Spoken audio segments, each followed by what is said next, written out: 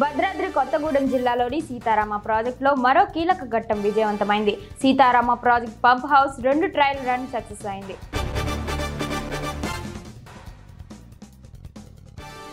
లోకేశ్వరం మండలంలోని ఆయా గ్రామాల్లో మిషన్ భగీరథ నీళ్లు కలుషితమై వస్తున్నాయని ప్రజలు ఆవేదన వ్యక్తం చేశారు.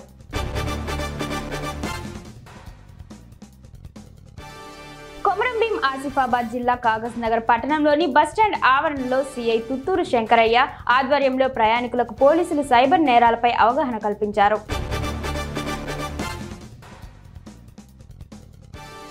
శ్రీకాకుళం నగరంలోని స్థానిక అరసవల్లి ప్రత్యక్ష దైవం ఆరోగ్య ప్రదాత సూర్యనారాయణ స్వామి వారి అనివెట్టి మండపంలో ప్రత్యేక పూజలు చేపట్టారు.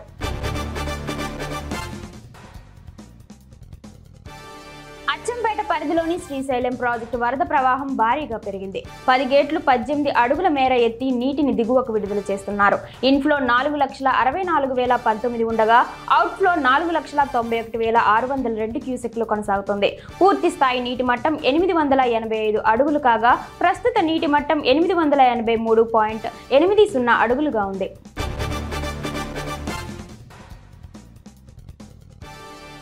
ఎస్సీ వర్గీకరణపై సుప్రీంకోర్టు తీర్పు ఎంత గొప్ప తీర్పు అని తెలంగాణ ఉద్యమకారుడు పసుల రాజు మహబూబ్ నగర్ జిల్లా కేంద్రంలో అన్నారు.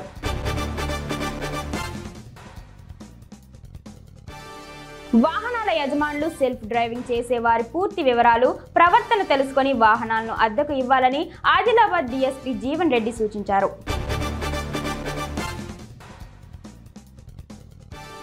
రాజన్న సిరిసిల్ల జిల్లా ఎల్లారెడ్డిపేట మండల కేంద్రంలో కాంగ్రెస్ పార్టీ నాయకులు ముఖ్యమంత్రి రేవంత్ రెడ్డి చిత్రపటానికి పాలాభిషేకం చేశారు.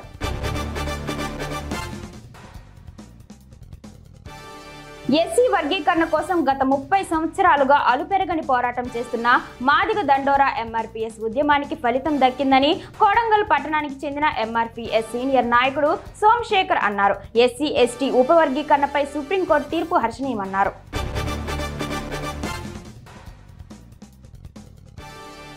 ఇంద్రకీలాద్రిపై వేంచేసి ఉన్న దుర్గమ్మను ప్రముఖ సినీ నటి నిర్మాత నిహారిక కొనిదల దర్శించుకున్నారు.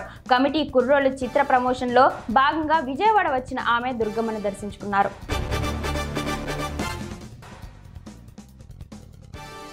రాజన్న సిరిసిల్ల జిల్లా సిరిసిల్ల వస్త్ర పరిశ్రమల సంక్షోభాన్ని నివారించి నేతన్నలకు ఉపాధి కల్పించే వరకు రిలే నిరాహార కొనసాగిస్తామని వస్త్ర పరిశ్రమల అనుబంధ సంఘాల జేఏసీ నాయకులు ప్రకటించారు. జేఏసీ ఆధ్వర్యంలో చేపట్టిన రిలే నిరాహార దీక్షలు 12వ రోజుకు చేరుకున్నాయి.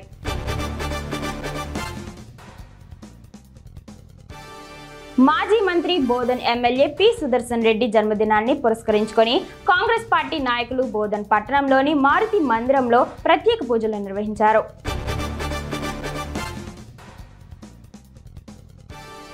వరంగల్ ఎనుమాముల వ్యవసాయ మార్కెట్లో పత్తి పోటెత్తింది. మార్కెట్లో క్వింటా పత్తి ధర 7,030గా నమోదైందని మార్కెట్ కార్యదర్శి నిర్మలా తెలిపారు.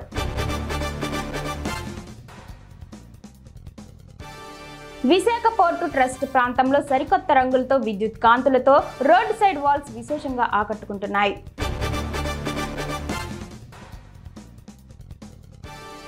నెల్లూరు నగర కార్పొరేషన్లో మున్సిపల్ శాఖ మంత్రి నారాయణ ఆధ్వర్యంలో పెండింగ్ భవన నిర్మాణాల సమస్యలపై జరిగిన సమావేశం తీవ్ర ఉద్రిక్తత ఏర్పడింది. సమావేశానికి రూరల్ ఎమ్మెల్యే కోటంరెడ్డి శ్రీధర్ రెడ్డితో పాటు పలువురు కార్పొరేటర్లు ఆయన అనుచరులు లోనికి వెళ్తుండగా అక్కడ విధుల్లో ఉన్న 4వ పట్టణ సీఐ అల్తాఫ్ హుస్సేన్ కోటంరెడ్డి అనుచరులను అడ్డుకోవడంతో వివాదం మొదలైంది.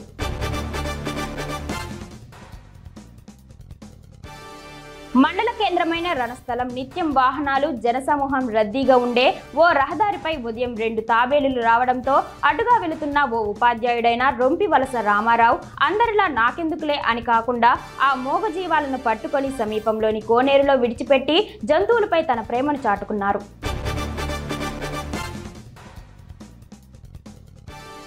ఎన్టీఆర్ భరోసా పెన్షన్ల పంపిణీ 1వ తేదీన 4,000 రూపాయలు అందించడంపై పెన్షన్దారులు ఆనందాన్ని వ్యక్తం చేశారు.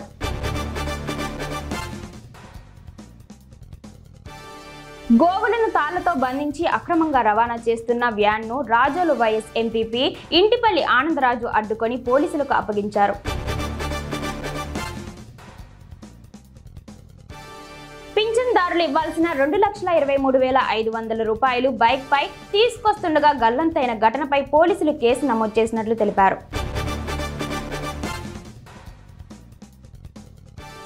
చిత్తూరు నగరపాలక సంస్థలో జరిగిన స్టాండింగ్ కమిటీ ఎన్నికల్లో గందరగోళం చోటు చేసుకుంది. ఈ సందర్భంగా టీడీపీ, వైసీపీ కార్పొరేటర్ల మధ్య వాగ్వాదం జరిగింది.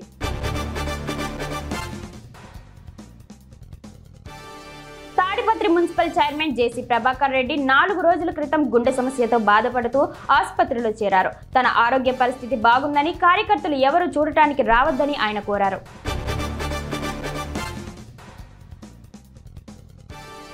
వైసీపీ అధినేత వైఎస్ జగన్ పై రాష్ట్ర తెలుగు మహిళా నేత రమ్య ఫైర్ అయ్యారు. 5 ఏళ్ల వైసీపీ పాలనలో ఎలాంటి అభివృద్ధి జరగలేదు అని మండిపడ్డారు.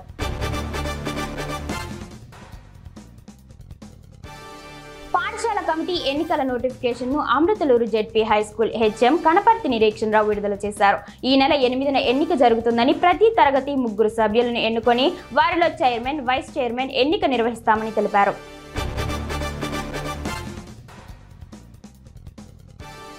తాడపల్లిగూడెం పట్టణంలో రాష్ట్ర మాజీ మంత్రి పైడికొండల మాణిక్యాలరావు 4వ వర్ధంతి నిర్వహించారు.